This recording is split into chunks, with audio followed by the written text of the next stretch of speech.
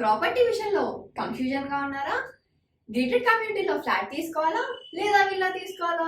మన పిల్లల భవిష్యత్ కోసం ఓపెన్ ఫ్లాట్ తీసుకోవాలా? మన హైదరాబాద్ లో ఏ లొకేషన్ లో కొంటే మంచి అప్రిసియేషన్ వస్తుంది? మరి నమ్మకమైన ప్రాపర్టీ కొనాలంటే నమ్మకమైన గైడ్ కావాలి కదా. ప్రాపర్టీ అడ్వైజర్ కోసం సంబంధించండి వరాహస్వామి ప్రాపర్టీ గూగులర్. కాంటాక్ట్ 7207218485.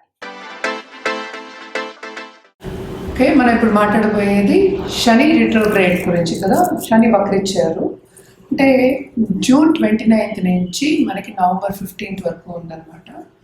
శని వక్రించినప్పుడు అసలు శని వక్రం అంటే ఏంటి అనేది ఫస్ట్ తెలుసుకోవాలి.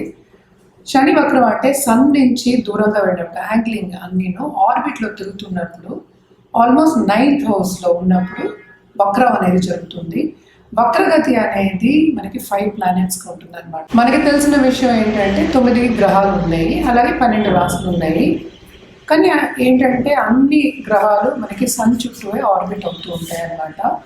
సో ఈ ఆర్బిట్లో రెవల్యూషన్ చేస్తున్నప్పుడు అంటే ఏంటి, తిరుగుతున్నప్పుడు ఏంటంటే సన్ నుంచి దూరంగా వెళ్ళినప్పుడు అన్ని ప్లానెట్స్ అంటే 5 ప్లానెట్స్కి వక్రగతి అనేది ఉంది.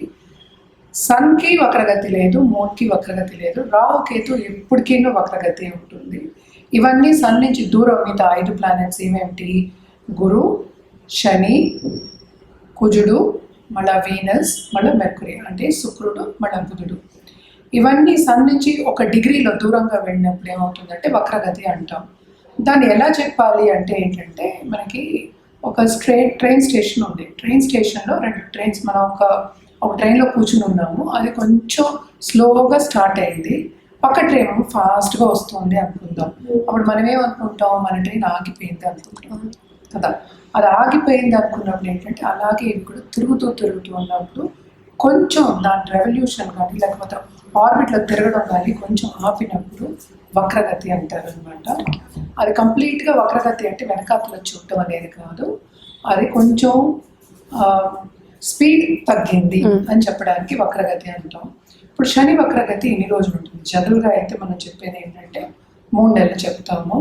ఈసారి 138 రోజులు వచ్చింది. అది జూన్ 29th అంటే జూన్ 30th తెల్లారగట్ట అయిందనమాట. సో 138 days నవంబర్ 15th వరకు ఉందన్నమాట ఇది. సో శని వక్రగతి అయినప్పుడు ఏమవుతుంది అన్ని రాశులకి అనేది మనం మాట్లాడుకోవాలి ఇప్పుడు. బట్ జనరల్గా ప్రెడిక్షన్స్ ఏంటంటే ముందు చూపు లేకుండా వెనక చూపు ఉంటుంది అనేది మనం ఆస్ట్రాలజికల్గా వేదిక ఆస్ట్రాలజీలో చెప్పుకున్నాం అనమాట. అంటే ఏంటి, ఇప్పుడు కుంభంలో ఏమో శని ఉన్నారు, శని ఏమో మీనాన్ని 2nd house అంటే ముందు చూపు అంటే 2nd house చూడాలి. వక్రగతి అయినప్పుడు మనకి ఏంటంటే వెనకాతల 12 ఇళ్ళు చూడడం అనేది జరుగుతుంది అనమాట. దీని మూలాన్ని కొన్ని ఏంటంటే ఇబ్బందులు కొన్ని రాసులకు ఉంటే ఎప్పటికైనా ఏంటంటే బ్యాలెన్స్ చేయడం అనేది వెరీ ఇంపార్టెంట్. అంటే ఏంటి, అన్నీ బాగుండవు, కొన్ని రాసులకి చాలా బాగుంటాయి, కొన్ని రాసులకి బాగుండవు. బ్యాలెన్స్ చేసుకోవడం లైఫ్ అనేది ఎప్పటికైనా బ్యాలెన్స్ చేసుకోవడం అనేది వెరీ ఇంపార్టెంట్. అందుకని భయపడవలసిన పనేం లేదు.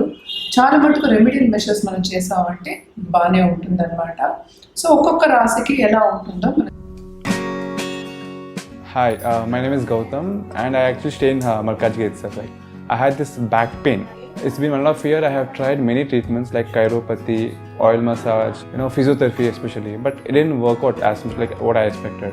I strongly suggest homeopathy because నేను personally allopathy చాలా suffer అయినా, and I definitely do not recommend allopathy. You people can carry on with the homeopathy. Area Malkajgiri and doctor name is like Nageswar Rao and the clinic name is Neocare Homeopathy. ఇప్పుడు మనం మాట్లాడబోయేది మిథున రాశి వాళ్ళ గురించి. మిథున రాశి వాళ్ళకి వక్రగతి, శని వక్రగతి ఎలా ఉంటుందని చూద్దాం. శని వక్రం అయింది కూడా మనకి జూన్ 29th నుంచి వక్రం అయిందనమాట. అది నవంబర్ 15th వరకు ఉంది.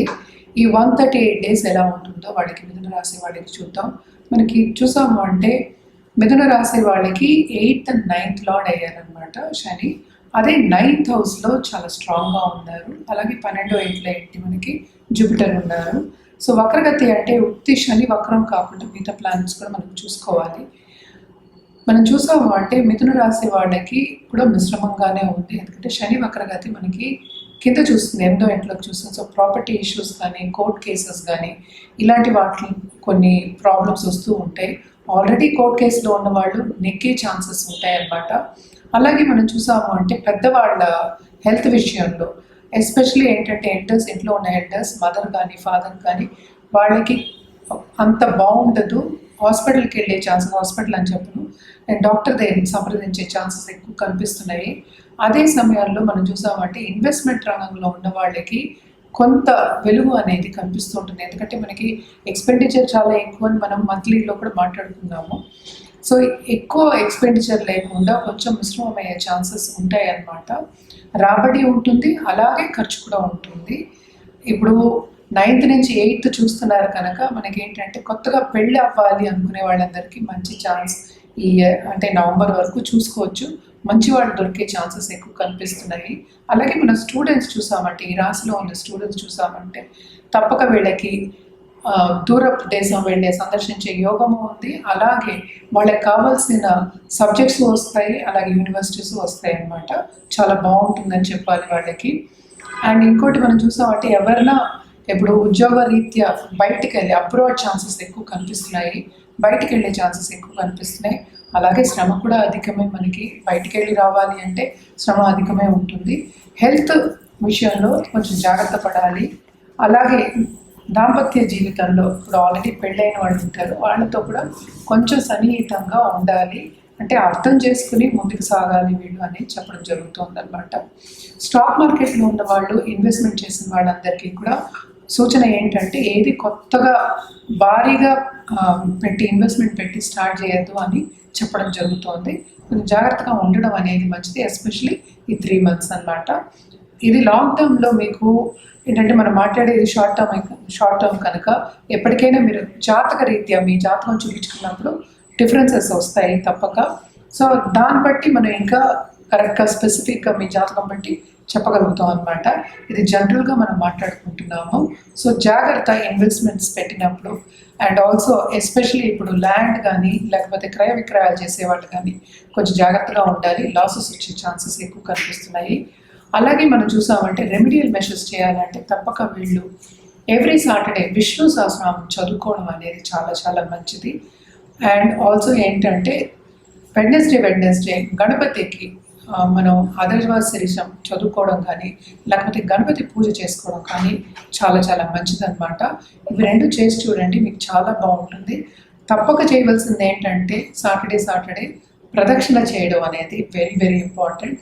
అన్ని గ్రహాలకి ప్రదక్షిణ చేస్తాం కనుక తప్పక బ్లెస్సింగ్స్ అనేవి ఎక్కువ ఉంటాయి అన్నమాట. చేసి చూడండి, బాగుంటుంది. ట్రావెలింగ్లో కానీ లేకపోతే మనం ఒక పని చేస్తున్నప్పుడు కూడా టైం కొంచెం వేస్ట్ అవ్వడం, వృధా అవడం అనేది ఎక్కువ కనిపిస్తోంది వీళ్ళకి. అలాగే ఏంటంటే వీళ్ళు 1కి 2 సార్లు శ్రమ పడినప్పుడే వీళ్ళకి పని అనేది జరుగుతుంది అనమాట. తప్పక ఇవన్నీ ఏంటంటే ఈ 3 నెలల విషయాలే అనమాట. కొంచెం జాగ్రత్తగా చూసుకోవడం అనేది మంచిది. అంటే ఏదైనా సరే మనం ప్లానింగ్ చేసుకోవడం అనేది మంచిది. ఒక్కొక్కసారి ఏంటంటే చాలా ఎక్కువ శ్రమ పడితే కానీ పనులు అవ్వవు కదా.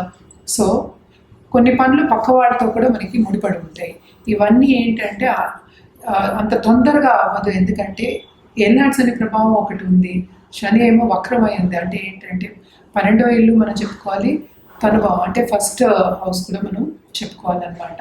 సో ఇవన్నీ చూసాము అంటే హెల్త్ విషయం సెన్సిటివ్ అవ్వకుండా జాగ్రత్తగా కాపాడుకోవడం అనేది వెరీ ఇంపార్టెంట్.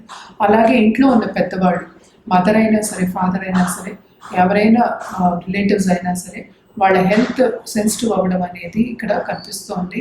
దాని మీద ఖర్చు కూడా అధికం అనేది కనిపిస్తుంది అన్నమాట. తప్పక ఇవన్నీ జాగ్రత్తగా చూసుకోవాలి. అలాగే రెమెడీస్ అంటే ఏంటంటే పరిహారాలు చేయడం అనేది ఎక్స్ట్రీమ్లీ ఇంపార్టెంట్. పరిహారాలు చేస్తే ఏంటంటే లాంగ్ టర్మ్లో మీకు పాజిటివ్ రిజల్ట్స్ అనేది కనిపిస్తూ ఉంటాయి. శని ఏంటంటే కర్మకారకుడు, అలాగే ఏంటంటే ఆయుకారకుడు కూడాను. సో ఇవి 2 తప్పక జాగ్రత్తగా చూసుకోవాలి. ఈ రాశిలో ఉన్న స్టూడెంట్స్కి మాత్రం బాగుంది. తప్పక వాళ్ళు దూరపు దేశాలు వెళ్తారు, మంచిగా సెటిల్ అవుతారు అని చెప్పాలి. ఈ 3 నెలల్లో వాళ్ళకి కావాల్సిన సబ్జెక్ట్స్ వస్తాయి, వాళ్ళకి కావాల్సిన మార్క్స్ కూడా వస్తాయి. అలాగే కాంపిటేటివ్ ఎగ్జామ్స్లో చేసే వాళ్ళకి కూడా మంచి ఫలితం అనేది సాధిస్తారు. బాగుంటుంది వీళ్ళకనే చెప్పాలి. రెమెడియల్ పరిహారాలను చేయాలి అంటే తప్పక శని దానం ఇవ్వడం అనేది ఎక్స్ట్రీమ్లీ ఇంపార్టెంట్. అలాగే శని చాలీస చదువుకోవడం, శని చాలీస చదువుకోవడం సాటర్డే అనేది ఎక్స్ట్రీమ్లీ ఇంపార్టెంట్ అన్నమాట. ఈ పరిహారాలు చేసి చూడండి, చాలా బాగుంటుంది.